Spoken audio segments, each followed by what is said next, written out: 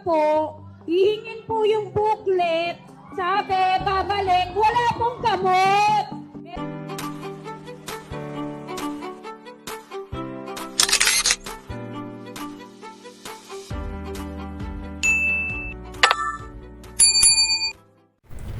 Welcome back sa aking YouTube channel, Jeremy's TV, Manila. Shoutout po sa mga ka-Iskonians na patuloy na sumusuporta sa ating channel. Maraming salamat po at mabuhay po kayong lahat. Alright? So, ang topic natin ngayon for today's video, Mayora at ang kanyang asawa napahiya at supalpal sa mga taga Maynila. Yan po, no? Sa usapin ito mismo sa health issue. So, nag-interview kasi itong si Mayora, pumunta. Di ba? Pumunta sa lugar kung mga nakipag-meet siya regarding sa kalusugan. At yun, di ba? Meron siyang tinawag. Pahiyang-pahiya nga siya. Talagang pinrangka sa madaming tao. Sa harap ng maraming tao. Pero itong si Mayora, magtataka ka, parang walang alam sa nangyayari. Di ba? Dito sa Maynila. So, narito, panoorin muna natin, tapos ituloy po natin ang ating reaksyon. Alright? Pasok, Mayora. Po, hihingin po yung booklet. Sabi, babalik, wala pong gamot. Meron po kaming booklet, hinihingi po. Ano booklet po ito? Bayaran po, 20 pesos. Ha? Sinong nagsabi sir po? Tapos ngayon, ma'am, manghihingi po kami ng gamot. Wala.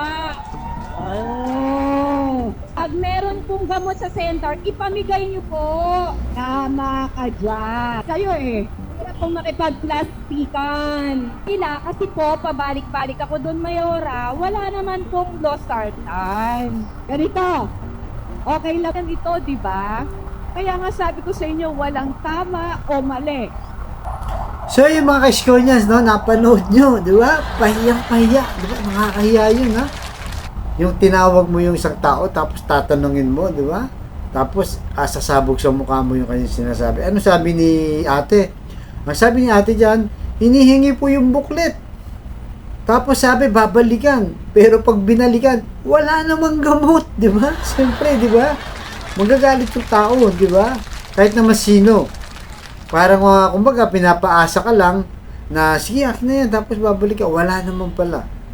Oh, natural magagalit. Alam naman natin, maraming mahirap sa ating kababayan.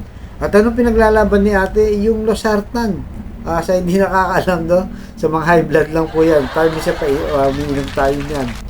Napakamurang gamot po, losartan. Pero walang stock ang Maynila. Di ba? Diyan kang magtataka.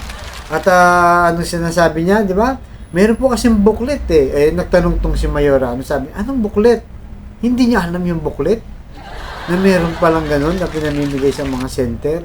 At may bayad pa, 20 pesos, no? Medyo mabigat na yun sa mga kababayan nating mahirap. Pero ganun pa man, nagbabayad sila para nga makakuha ng gamot. So, ano sabi ni ate? Anong booklet?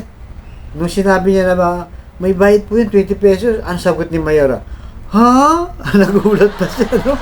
Ha? Ano yan? Di ko alam yun, Parang ganun po lumalabas, no? Wala talaga siyang kaalam-alam. Kaya ito si ate, talagang nagalit nga, di ba? Kung titignan mo yung kanyang, yung kanyang reaksyon, ay nabubisit na.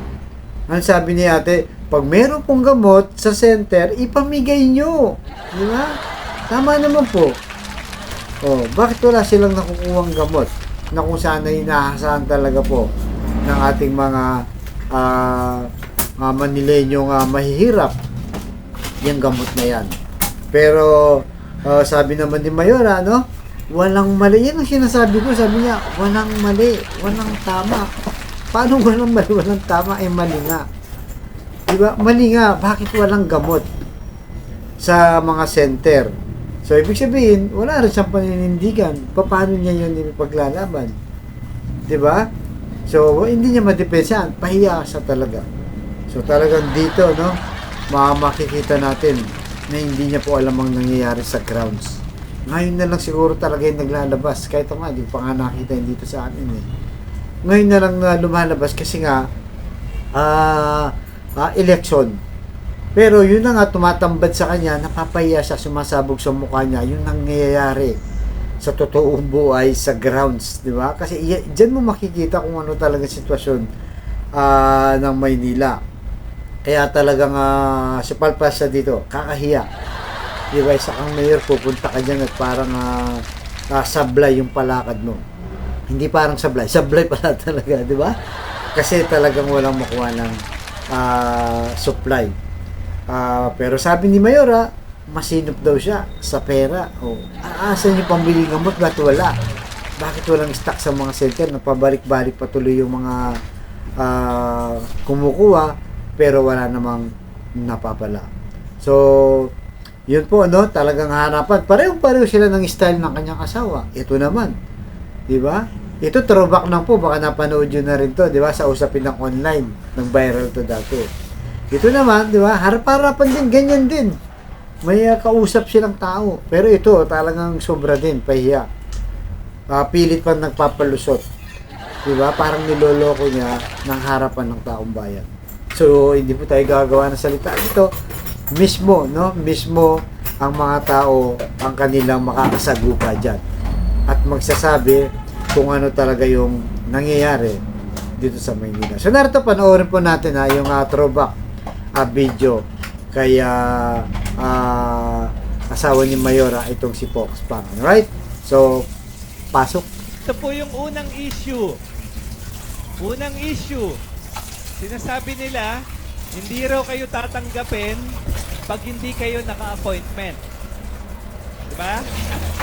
Hindi po totoo yun. Totoo daw, Dr. Pangan. Okay. Sorry naman. Sorry. Totoo daw, Dr. Pangan. Okay.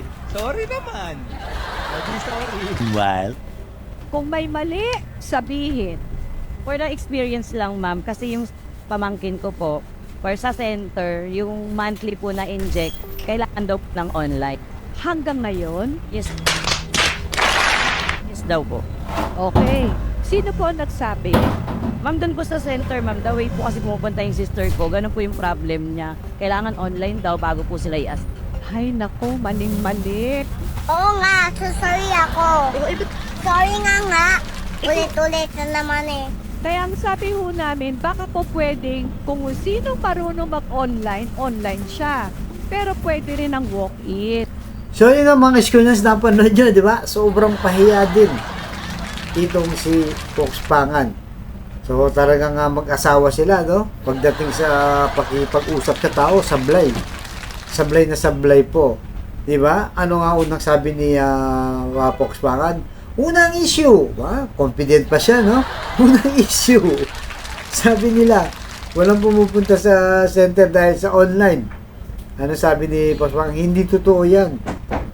Di ba? Papalusot pa. Sumigaw yung yung isang babae. Tsaka yung mga tao. Totoo yan, Fox Pangan. Totoo yan, doktor. Doktor Pangan. Sabi nila, di ba? Pahiya siya. Harapan. Di ba? Pareho-pareho po sila. Di ba? Yung unang video tsaka ito, kita natin na hindi natin sila sinisiraan, pero ito ang totoong nangyayari talaga. May video, hindi yan pwedeng pasinungalingan. Di ba? Kaya ito po yung sinasabi talaga ni Yorme. Dito mo malalaman, sabi niya, no? Yung leader na hindi niya alam. Di ba? Yung nangyayari sa kalagayan ng sinasakupan niya o wala siyang pakialam sa mga sinasakupan niya. Ayan na nga po, tumambad na, di ba? Tumambad na yung problema. At magtataka ka, ito pa yung kanilang profesyon, mga doktor pa silang dalawa. Di ba? Dapat ito yung expertise nila. Dapat dito sila pinaka-excellence, di ba? Sa kanilang department. Tapos ang head pa, sinipuspangan pa. Nung kay Yorme, head din yun eh. Di ba? Tapos sablay po, puro reklamo. Ano ngayon? Yan, sila ngayon sa taong bayan. Nakatatak po yan. Di ba? Parang basura lang din yan. Nakatatak na rin sa Batang Maynila. Tapos yung mga ibang tagapagtanggol, no, dito, pinopromote pa itong mga BBM vloggers na sila. Pinagtatanggol pa. Ito yung pinopromote nyo.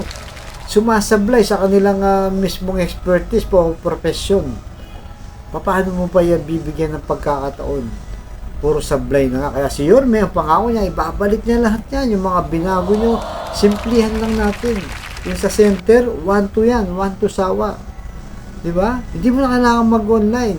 Pwede naman pala mag-walk-in, sabi kanina ni Mayora. Bakit pa kayo nagpapaunan? Walk-in na lang lahat. Ganun din naman, diba? Mas kabisado pa, mas gamay pa ng Batang Maynila. Diba? Yung mga ganyang old tradition na, pero simple at komportable ang ating kababayan. Diba po? So, mga isko yan, so ano masasabi niyo dito? Sa dalawang mag-asawa na to. Sablay, di ba? So, ayan po, no? Huwag tayo titigil habang binabakbakan si Yorme sa utang na iniwan daw, sabi ni Mayora, no? So, dito ilalatad naman natin yung kapalpakan. Yung kapalpakan sa kanila. At ito, hindi ito marites, di ba? Napanood nyo naman, totoong tao ang kausap. Totoong tao ang nagre-reklamo. Alright, so, ganito naman po. Like, share, and subscribe. Mag-comment down below po kayo. Napaka-importante niyan. Yung sa loobin nyo, yung opinion nyo sa mga isyong ganito na basic lang, hindi masolusyonan. Diba? Paano pa yung bibigyan ng isang termino?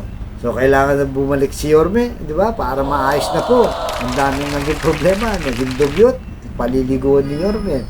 Iniba na yung policy dyan sa Health Department. Ibabalik yung magaan at napakasimpleng policy para sa Health Department. At, di ba? So, marami pang aayusin si Yorme, kaya talagang dapat ibalik na natin itong si Boss Wally. Right? So, hanggang dito lamang po. Abangan nyo sa susunod kong vlog.